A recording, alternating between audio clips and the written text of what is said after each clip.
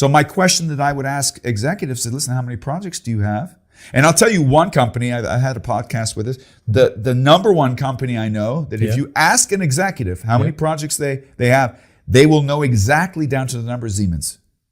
I guess so, yeah, but they are coming from an engineering point, and that's why they're But still, even if you knew how they were a long time ago, they've come a long way. They really are dedicated to this. They understand that projects are the bridge between an investment and a future product, and also a delivery mechanism to develop to give the client their complex products.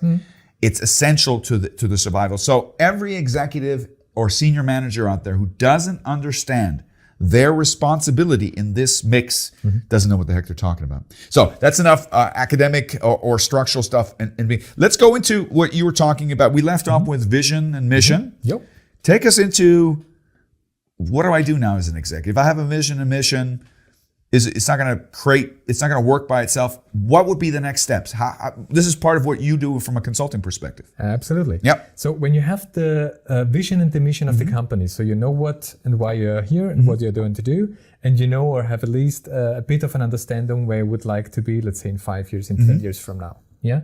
The next step would be to think about, well, what do we need to do to achieve this vision? Yeah. So then the question is, well, if we want to plan how we develop, wouldn't we need to understand first how we are functioning or how we are working from a functions perspective today? So how do we make money today? Okay. Well, I would say, maybe Fred, my question was, what are our present day capabilities?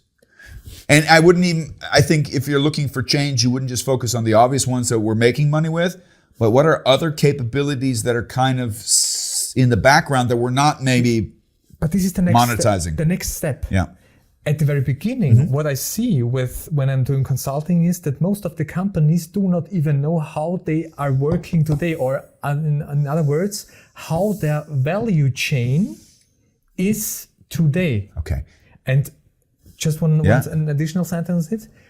What of the things that are going on in the company are really critical for the current value chain, and what are besides which are maybe grown over the time but not really essential to the business? Which is actually an interesting topic, because I think one of the challenges for executives, if they didn't grow up in the company, if they haven't been there for 20 years, they don't really know the culture and the product portfolio. I think this is a problem with a lot of executives. They have no idea what their capabilities or value chain is. So you've used the word value chain a second time. Yep. I'm always a big fan that we give our viewers a simple breakdown.